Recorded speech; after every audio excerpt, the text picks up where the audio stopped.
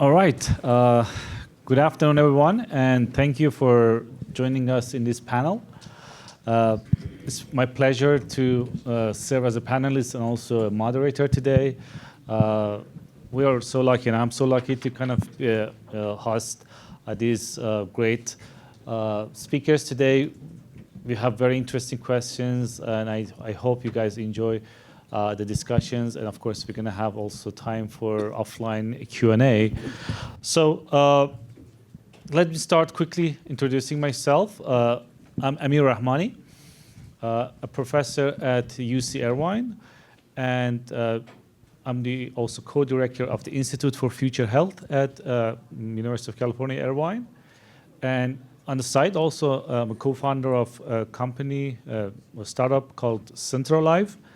And CentralLive actually builds SaaS digital health platforms to run next-generation clinical trials and studies in everyday settings. So we help researchers to build living labs.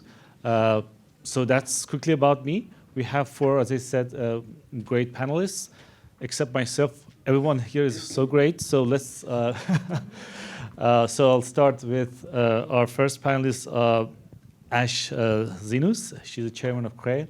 And please go ahead. Yeah, to introduce yourself. I think you do the best. Yeah, go ahead. Thank you so much. Thank you for inviting me. Excited to be here with everybody. So again, my name is Ash. I'm a physician by background, a radiologist trained in neuro and abdominal interventional. I've spent most of my career practicing medicine, hospital, and healthcare administration, and technology. I had a slight detour into government, which was really, really fun. I ran parts of the VA, clinical services and innovation there. But most of my time has been at the intersection of healthcare and technology. I'm currently on sabbatical, which has been amazing. I never took one when I was a practicing physician. I just retired earlier now it's last year. And this has been the most incredible experience. And I would say outside of serving in government, which was another little detour of a sabbatical, if you have the opportunity to do it, I would say jump into it and take it. Good afternoon, everyone. My name is Kelly Ko. I serve as the Vice President of Innovation and Strategic Initiatives at Sharp Healthcare, local integrated delivery system right here in San Diego. A little bit about myself. I'm trained as a research psychologist, so as my family likes to remind me time and time again, not a real doctor, unlike my colleague here, Ash. I'm a radiologist. I'm also not a real doctor. Well, okay, so you know what I'm talking about, though, in terms of the hierarchy. So research psychologist, spent a lot of my early career publishing papers doing the academic thing, and then found my way into industry, working at health tech, leading research services for a global health technology org, which really kind of put me on the vendor side or the kind of corporate side of the business of science, right? And then from there, went on to the funding side, because I quickly realized, well, I could do all the greatest research in the world, but if I don't have mechanisms to help fund that, as opposed to having to go fetch grants or consistently seek venture capital, why don't I go to that other side and be part of the group that's actually deploying the capital? So did that for a while, continued to teach a bit, and then finally realized for me to really understand healthcare, I have to operate from the inside out. And so I made the leap from being a vendor, being a funder, into leading Sharp Ventures, which is Sharp Healthcare's innovation arm. So we do private equity investments, strategic investments, commercialization from inside of Sharp. And so it's the first time that we've done that, but it's been a good opportunity for me to bring a lot of my industry experience into Sharp Healthcare. And so just really proud to be here and part of this wonderful community here in San Diego. Good afternoon. It's very humbling to be among those folks. My name is Jerome Bonhomme.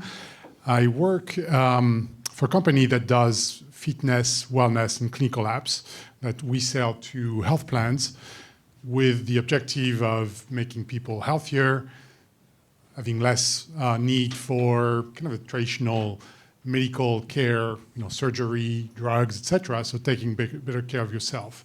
As for me, kind of fell into healthcare, not quite by accident. I did that deliberately, but it's not my background. I'm a programmer. I'm a computer scientist.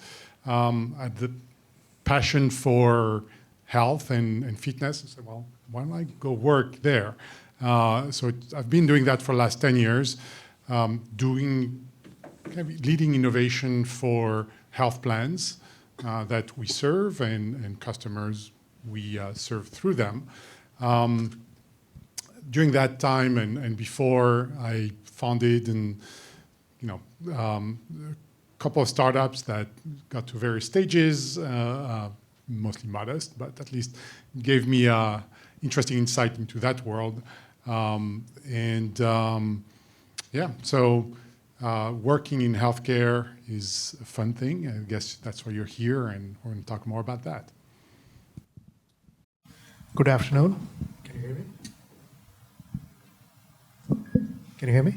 Yeah. Good. Yeah, my name is Faisal. I'm the other Faisal. Actually, I came first. I work at Fraser Healthcare, which is a private equity fund focused exclusively on healthcare. We essentially buy companies that have grown to a size where the market risk is minimal, where the company is successful, making money, and they are looking for the next leg up. So going from 100 million to $500 million to $5 billion. So we are mostly focused on those. I personally come from healthcare IT background. So prior to Fraser Healthcare, I was at Change Healthcare. You probably have heard of that company. Had major, cyber security issues last year. We sold to Optum, and as soon as they bought us, they messed it up. Not true. And then prior to that, I was at Allscripts, which was another large healthcare IT vendor doing EMRs, et cetera. And when you work in these larger companies and then you come from a small company background, you realize what works and what doesn't. How do you get bigger and get acquired? Most of the people we run into, they don't want to be acquired. They want to continue to run the business. But for some of us who are interested in being acquired, for whatever reason, maybe for a financial independence, or not, I shouldn't say it that way, but maybe for financial reasons, or they're just getting old, they want to get out. There are those people as well, but we are mostly catering to people who want to cash out and move on to something else. And so very excited to be here. I may or may not be the right person for today because we don't look at smaller companies or pre-revenue companies or pre-profit, but I'm here and available if you have any questions. All right, thank you so much. As you know, the panel is about driving healthcare transformation, and with the help of the panelists, we decided to kind of have 3 different segments. And our first segment is on healthcare trends and opportunities, but we're going to also touch upon how to build and scale healthcare startups, and also the last segment would be more on funding and long-term strategies. So we're going to hopefully touch upon all those topics. But let me start first with Ash and on the first part of this. And as I said, it's all about trends in 2025 and innovation hotspots. So the question is, what are the key trends shaping healthcare plans and insurance companies in 2025? And where do you see the most promising opportunities for disruption and new technologies in healthcare? So I'm going to leave room for that for everybody else, and just a couple of quick ideas here. So I would say I just came back from JP Morgan conference in San Francisco, spent a day there. Unlike the last few years, I felt like everybody was super happy and excited.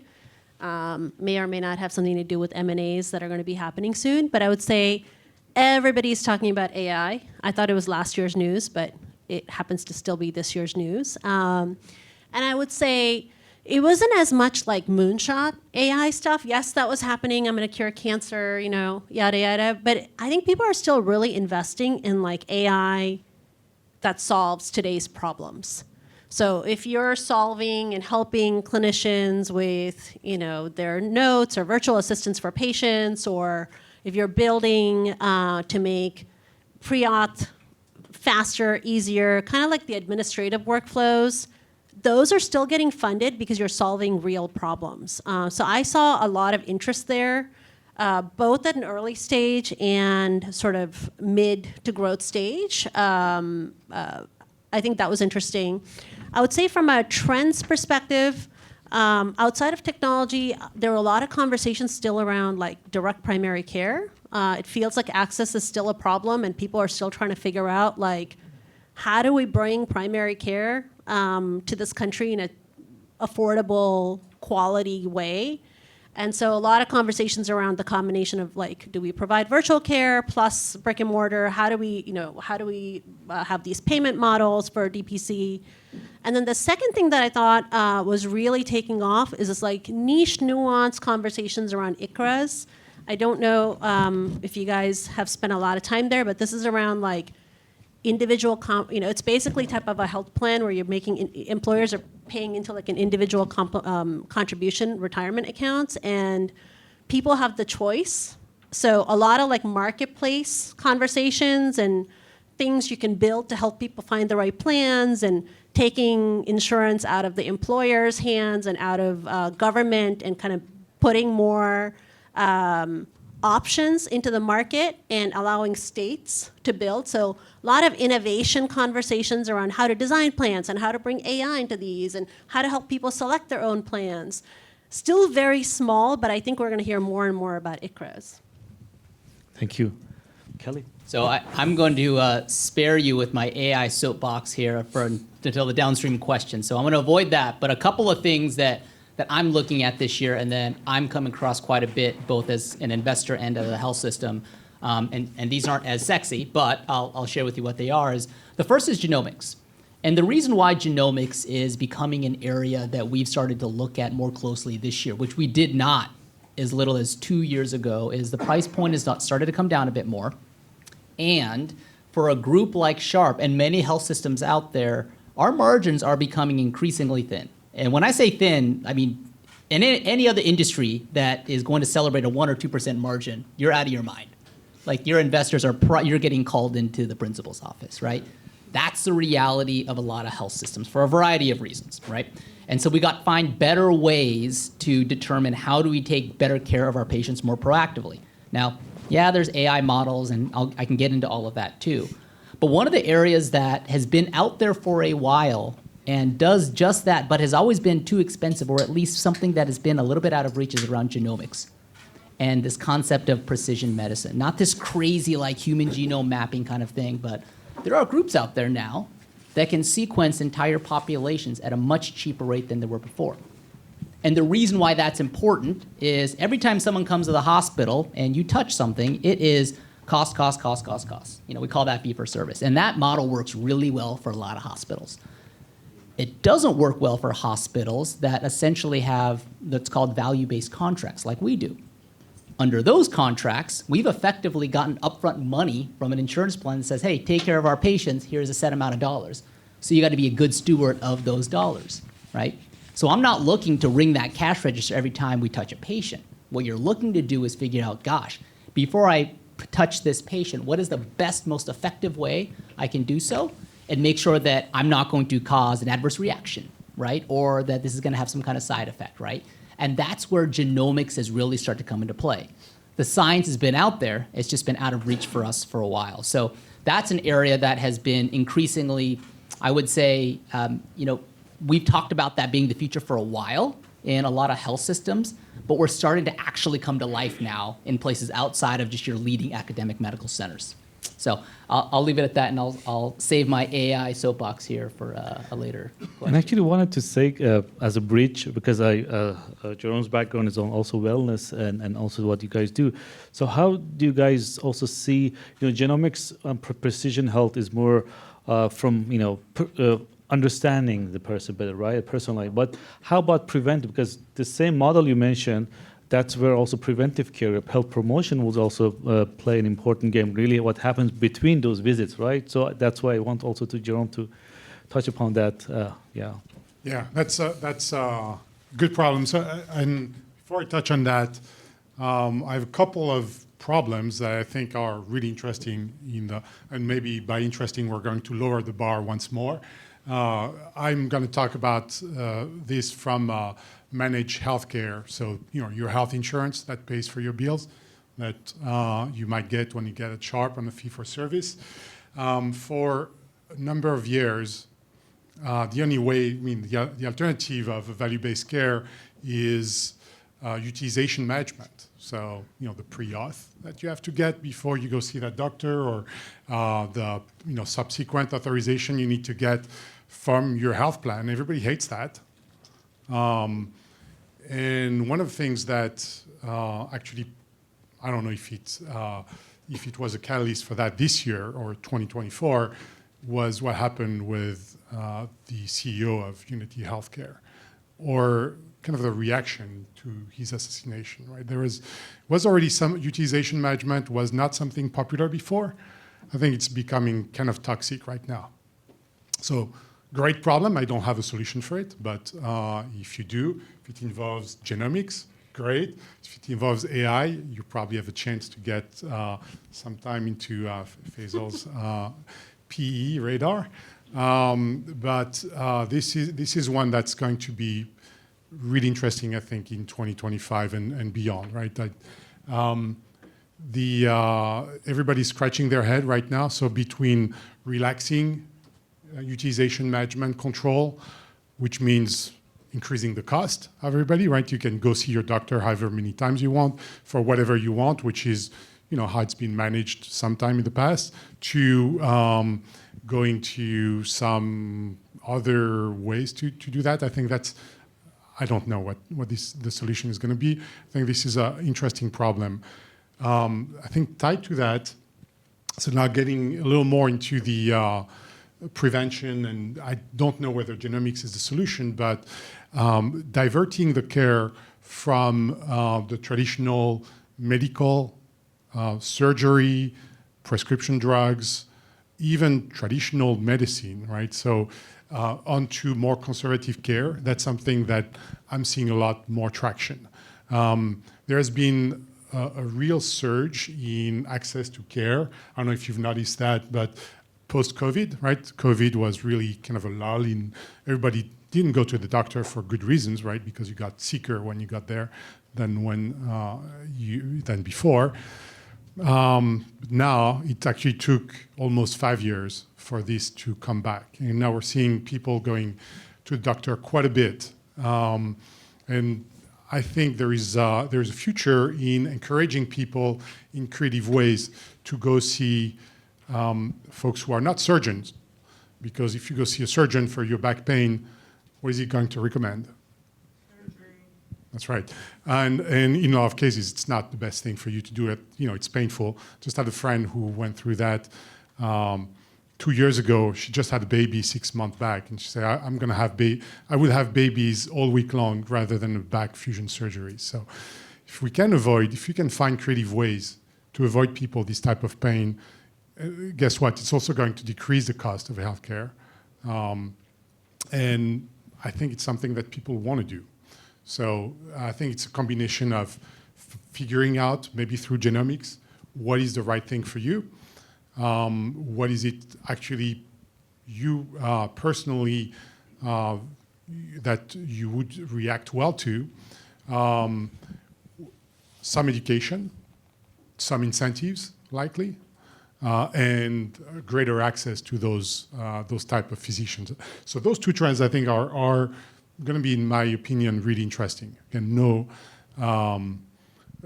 solution that I can tell on the market today, just big questions. Third one, I think, also emerging from what happened to your old company, Faisal, Change Healthcare. Of course, focus on security. This is increasing if you're in the market as an existing provider, as an existing technology provider. If you're just starting your company, think about that now, right? It's never too early. So we'll probably talk about that more later. Faisal? Yes. So I see a lot of young people in the room, and some that are not that young. But I think that the reason I'm making that comment is trend is something that has a it depends on context. So if you want to do something meaningful in the next year, one trend is more relevant than the other. So if you think about short to medium term, building a company or scaling a company, there are many different ways to approach it. If you're looking for a moonshot, which I'm sure a lot of you are highly qualified and are fully capable of doing, then there is a different way to think about a trend. We today operate in a short to medium term trend market. And from my perspective, there are, I'm not a drug discovery person. There are two major categories in healthcare. There is a care delivery and then there's a care creation. So care creation is what I call when you're creating a new drug or a medical device. And then care delivery is where physicians and everybody else around them takes the time to deliver the care for what care is available. So we mostly look at the care delivery side. And on the care delivery side, there are three major areas of investment. When I think about investment is where the US government is spending money, where the patients are spending money through deductibles, et cetera. And these monies kind of mostly spent in administrative areas. Your billing, your collections, making sure that the care is appropriately provided. Then there is a financial side where all the bills that are being paid, there's an enormous amount of cash changes hand, either credit cards, debit cards, payment plans, etc. And then the third one is care, the clinical side, which is what care should I provide? If I've already done this to this patient, what is the next thing I should be doing? And there is innovation happening in all three areas in the short to medium term.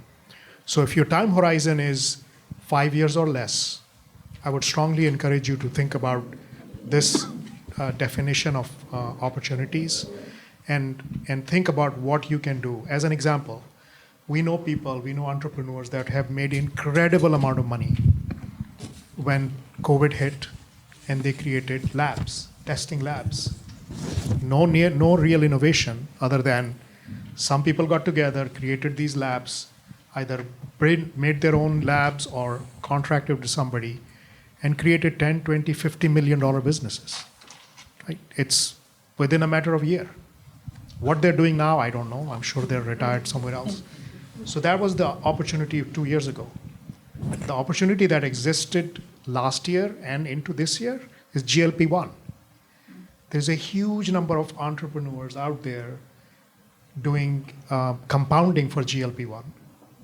And you search for GLP-1 on Google, you will find at least 100 companies that are ready to give you GLP-1 drugs by having one conversation with somebody who's clinically qualified.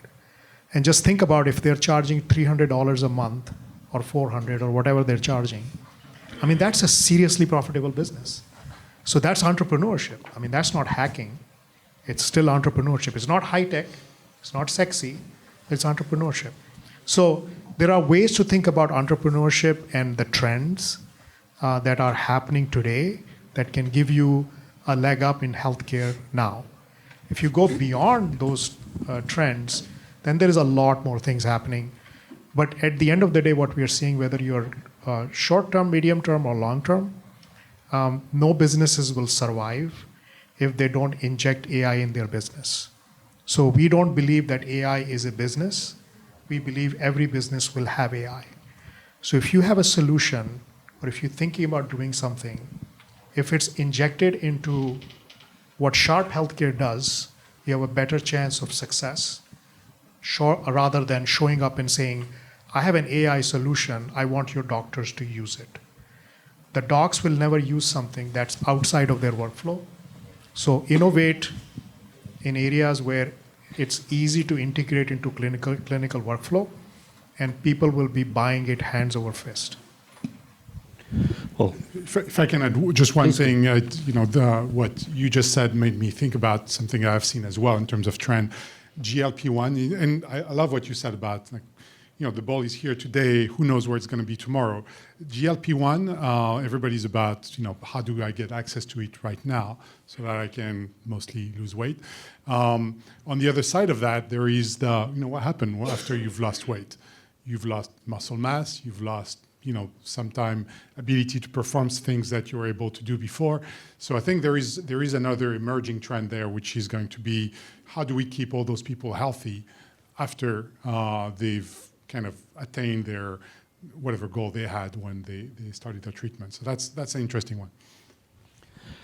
Thank you so much. And actually, that stresses the fact that personalization is so important. You cannot just give the same drug to everyone, not only because of the genomic aspect, but also from different people have different goals, different kind of lifestyles and situations. So thank you so much.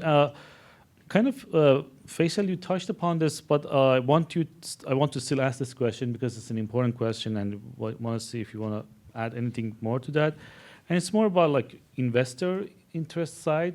You mentioned some, as I said, you touched it a little bit, but which healthcare innovations are these days attracting the most investor attention?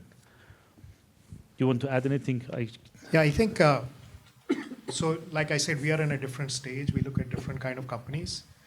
But for us, the number one concern with any healthcare investment is the regulatory side of an investment. So can the government does something that will trip things up? So even if it's a great technology, great people, very profitable, is the government thinking, people like Ash when she was there, of doing something that is completely unpredictable? Or is the government looking the other way? So we think about places where the government is either supportive or it's unsupportive. So we recently invested in a business which government does risk adjustment on Medicare plans. I can share more details. It's some of you may be aware of what that is, but it's basically a health plan thing. And government pays health plans a lot of money for them to document diseases of patients. Now, what was happening was a lot of these diseases were being captured and documented after the patient has already seen the doc, because it was in the best interest of the health system or health plan, insurance company, to capture that because it's more revenue. So the government decided, and with great wisdom, I would say, that they no longer like that way of data collection. They would prefer that the same data is collected by a doc when a patient is in the office. So when we were looking to buy a company, that company was in the business of collecting that data after the visit. And it was, again, as expensive as a company that looks to collect data when the patient is in the office. So we obviously bought the company that was doing the patient data collection in the office. It's exactly the same thing from an outside, but we believe that business is going to go away. So when you innovate in healthcare, regardless of what you do, it doesn't really matter. We look at two things. One is how much of that money will be coming from patient's pocket, and how much of that money will be coming out of the health system, health insurance pocket. And the more money comes out of health insurance, the more we are interested. Because for good reasons or for bad reasons, when something requires out-of-pocket expense from patients, we in our culture are not used to it, and we then start demanding it from our employers. And not all employers are going to do it.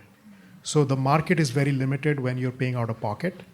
The market is as big as the healthcare market if it's coming out of the health insurance pocket.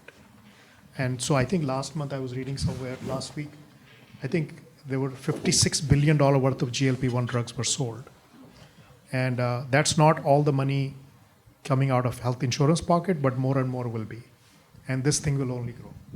So my crystal ball is, think about regulation, number one, which a lot of entrepreneurs don't.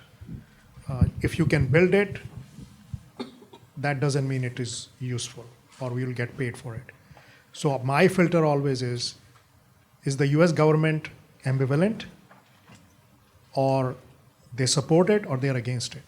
If they're against it, run. You'll never make money. That's one filter. And the second filter is patient is not going to pay as much as you like them to. So don't build your business if you think patient is going to pay for it.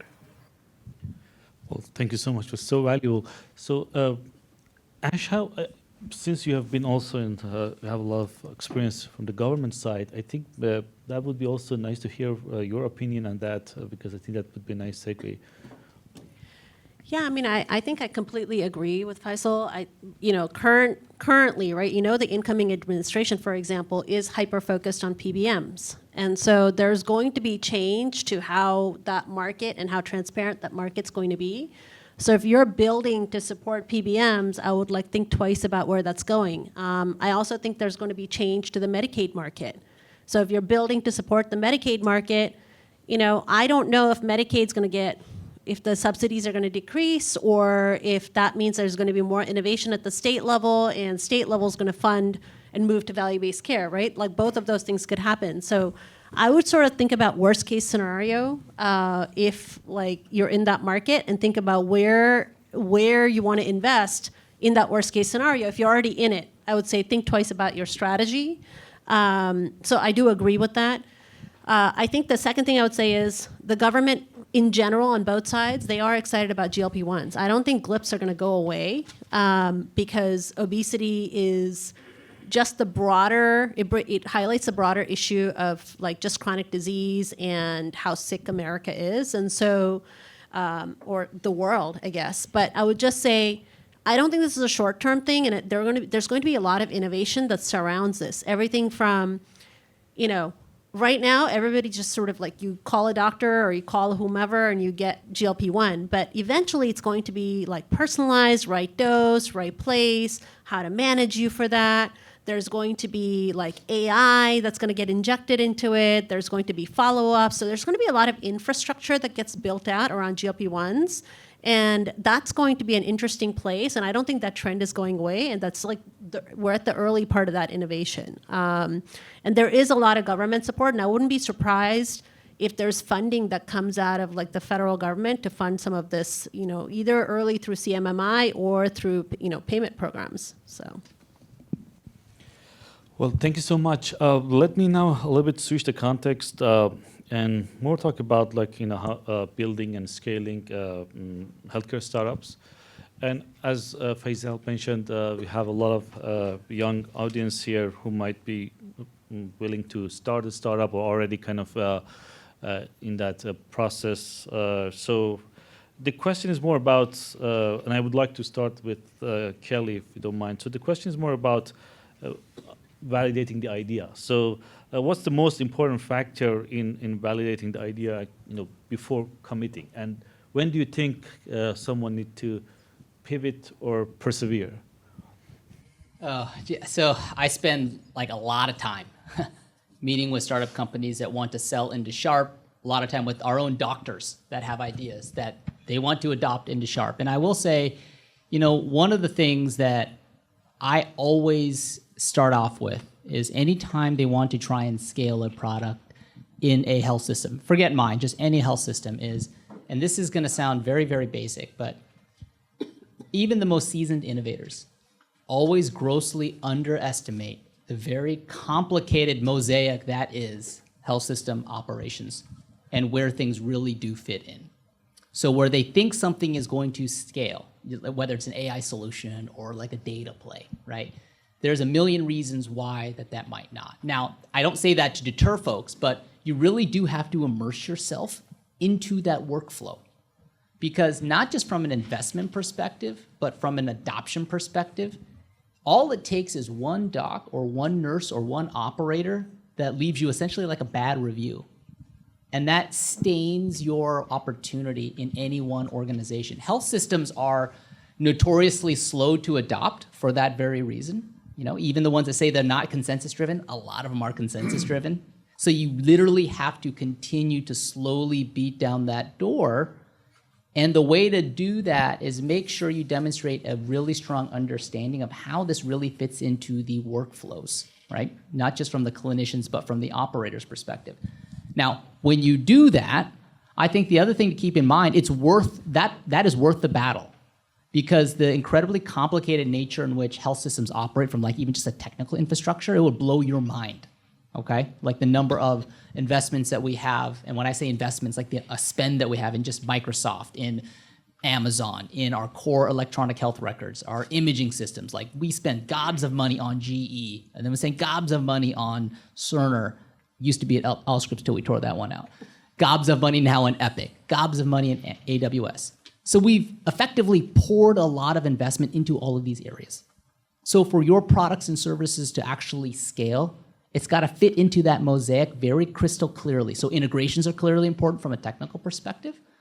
But once you nail that, I will be your best friend, because even if I don't like your product or service, once you're in that complicated web of operations and technical infrastructure, it takes so long to unwind that. And that is just like a personal, as a technologist, I'll put that out there. So I always tell folks, keep banging down that door and fit your way in, because once you do, even after your product is not liked, to unwind it from that workflow, if you've blended it in, is incredibly hard. Allscripts, for example, Faisal, I couldn't stand, no offense, I could not stand that solution for years. It took us years to unwind that and get it out. Why? It was so embedded into our workflows. It didn't matter that I didn't like it. I had hundreds of physicians and nurses that were just used to that. That was their daily workflow, right? And it worked for their purposes. So once you get in, you are in. A health system will be your best friend, but it is a very slow burn. The sales cycle is twice as long as you might think, right? And so a no is never really a no, because there's multiple different factions there that we'll have to consider. Can I just add something and just say, it's really hard to sell into health systems. I've sold into them. I've been in one. I would just say, if you have creative ideas to sell outside, there is a lot of growth from the government sector. There's going to be a lot of push for care outside of the home, care within the home, care surrounding your home, outpatient surgical stuff. It's a lot easier to sell into. The sales cycles are a lot faster. So if you have good ideas and can scale, I would actually try that market in the mid-market for growth and get some wins before you come into a health system. Unless you've got gobs of money, you're getting $150 million to start and you're sitting on a wad of cash, have at it in the health system. Otherwise, I would say go outside. Yeah, and what you're saying is true for health plans as well. So insurance companies, really, really hard to sell into them, especially when you're an early stage startup. I don't know if that's ever happened. I think they've even created now those subsidiaries, famously United as it's called Optum. Cigna created Evernorth.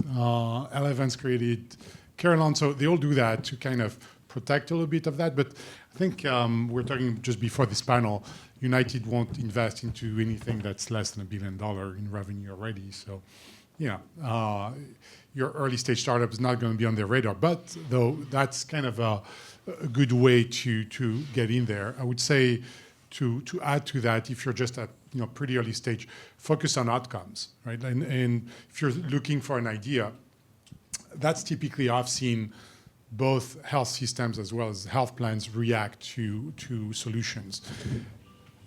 Having a nice solutions that does a lot of cool things, that's always kind of attractive, and that's typically where we start from. Outcomes are going to guide the evolution of your idea, your pivots, a lot better if you want to be successful there, right? So, if I may, Ash touched upon a really, really important point. Health systems are really, really hard to sell into. Totally agree. Focus instead on the other thing that I always tell, especially aspiring startups, is sell to my medical group.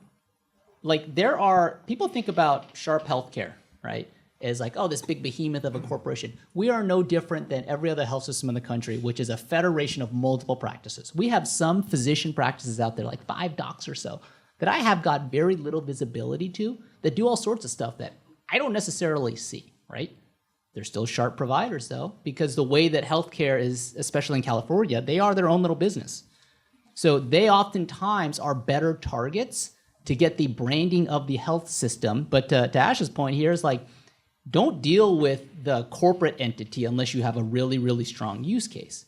Those individual providers, those medical groups that carry the same banner, are much easier kind of target customers. They don't have the same resources, but they are more likely to be able to take a flyer, if you will, on a startup, especially having an entrepreneurial physician or a nurse there. One thing in those large health plans and health systems, or even smaller medical groups, there are a lot of really tough problems to solve, right? Like cancer diagnosis or genomic problems even are really complicated. There are so many more easier things to solve as well that you will be able to integrate into the process of the everyday care delivery.